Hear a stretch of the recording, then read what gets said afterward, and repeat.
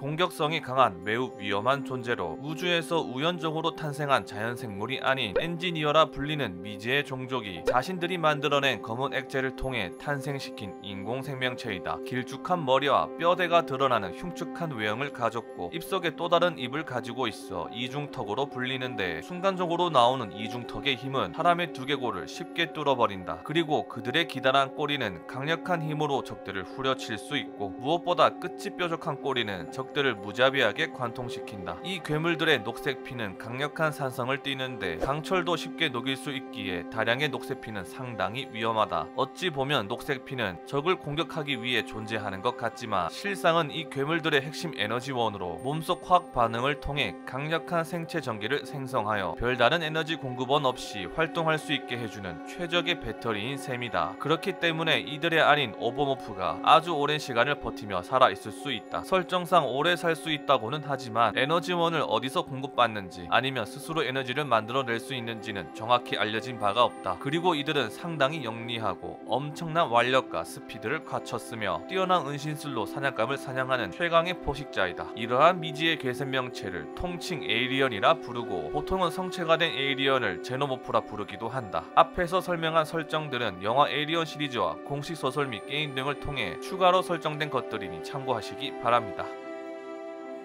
기본적으로 퀸 에이리언이 오버모프를 낳고 알에서 나온 페이스 허거는 숙주에게 씨를 넣어 체스트 버스터를 성장시키는데 빠르게 성장한 체스트 버스터는 숙주의 가슴을 뚫고 나와 허물을 벗어가며 성장한다. 영화 에이리언 로물루스에서는 고치로 변한 체스트 버스터가 빠르게 제노모프로 성장하는 장면이 나온다. 이렇게 퀸 에이리언, 알, 페이스 허거, 체스트 버스터, 제노모프로 탄생 및 성장 주기를 가지는데 그렇다면 퀸 에이리언은 어디서 나온 것일까? 먼저 리들리 스콧 감독이 찍은 에이리언 1에서는 등장하지 않았으나 에이리언 2편의 감독과 각본을 맡은 제임스 카메론 감독이 1편 설정에 있던 숙주들을 알로 변화시키는 설정은 관객들이 받아들이기 어렵다고 판단하여 에이리언의 새로운 탄생과 생애를 고민하게 됐었는데 마침 벌과 흰개미를 보고 아이디어를 얻어 여왕의 존재, 즉 퀸 에이리언을 생각해냈고 퀸 에이리언을 통해 알을 낳는 방법을 영화 속에 집어넣었다고 한다. 그리하여 이러한 내용이 추가되며 퀸 에이리언에 관한 설정 또한 여러 각본가들을 통해 다듬어지게 되는데 먼저 1984년 리들리 스콧 감독의 인터뷰에서 에이리언은 자웅동체라는 사실을 언급하였고 그 사실을 토대로 제노모프는 모두 퀸 에이리언이 될 수 있는 유전자를 가지고 있으며 그리고 오버모프일 때 로열 젤리를 주입하여 여왕씨를 가진 슈퍼페이스 허거를 만들 수 있다고 한다. 그리하여 에이리언 3 각본가 윌리엄 킵스는 숙주 수에 따라 번식 방법이 달라지며 숙주가 많은 곳에서는 개체 중 하나가 퀸이 될 수도 있고 보통은 특별한 알을 통해 퀸 에이리언으로 탄생시킨다고 한다. 여기까지만 보면 문제없어 보이지만 영화 팬들은 제노모프가 숙주에 따라 외형과 능력이 조금씩 상이하게 달라지는 부분에 대해서 늘 궁금해했었는데 그에 대한 설정을 2018년 작품인 에이리언 공식소설 에이리언 콜드 포즈에서 어느정도 설명과 함께 설정이 추가되었다. 기존의 페이스 허거가 제노모프의 씨가 되는 체스트 버스터를 숙주에게 집어넣는다고 알고 있었지만 사실 페이스 허거는 숙주에게 검은 액체와 비슷한 물질을 집어넣어 숙주의 DNA를 통해 세포를 재구성하여 유충인 체스트 버스터를 만드는 설정으로 추가되었다. 그렇기에 숙주가 누구냐에 따라서 숙주 DNA를 기반으로 체스트 버스터가 생겨나기에 그 바탕으로 다양한 제노모프가 탄생할 수 있었던 것이다.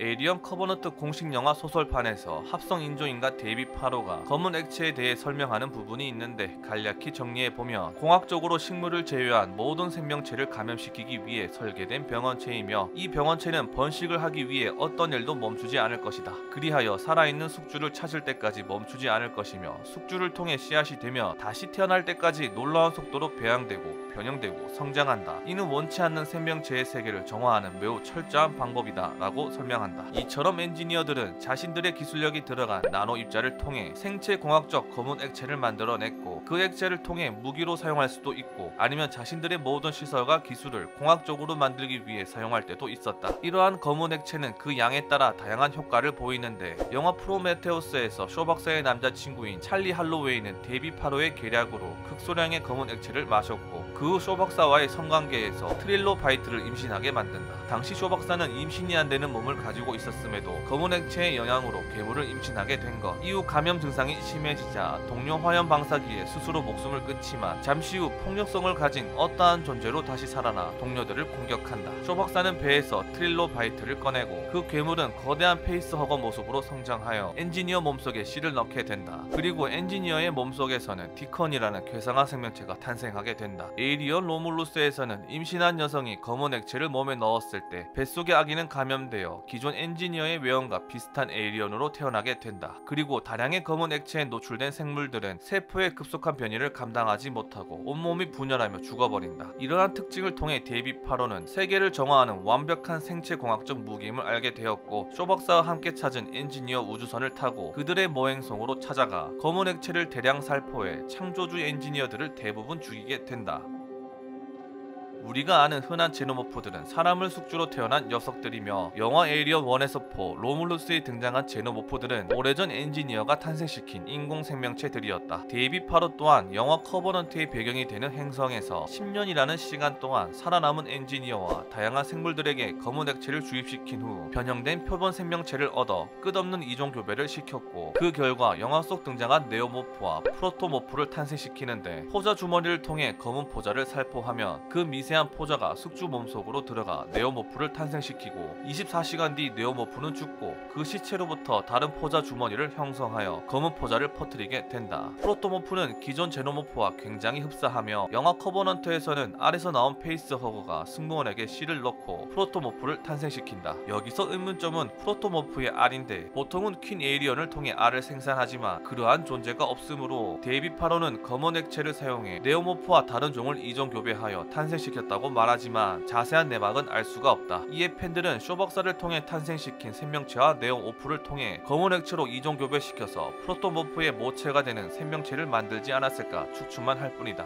그 외에도 에이리언 3 일반판에서 등장한 러너는 개를 숙주로 탄생했으며, 에이리언 4에 등장한 퀸 에이리언은 복제된 리플리의 유전자가 많이 섞여들어 기존의 알 형태가 아닌 새끼를 부화시키는 형태로 뉴본이라는 제노모프를 탄생시킨다. 외전이 에이리언 대 프레데터 2에서는 프레데터를 숙주로 삼아 최강의 에이리언인 프레데일리언이 태어난다. 그리고 제노모프의 정식 명칭은 아니지만 디자인 차이에 따라 또는 외전 스토리에서 좀 더 다양하게 불리는데, 에일리언 1의 제노모프를 드론, 에일리언 2는 워리어라고 부르며, 에일리언 대 프레데터에 등장한 거대한 제노모프는 퀸 에이리언의 호위병인 프레토리언이라고 불린다. 이러한 이름과 설정은 공식 설정이라 보기는 어렵지만 이미 팬들 사이에서는 많이 알려진 명칭들이다. 자, 영상을 마무리하며 부족한 영상 시청해주셔서 너무나 감사드리며, 유익하셨다면 좋아요 한 번씩만 부탁드립니다. 그럼 복된 하루 보내세요.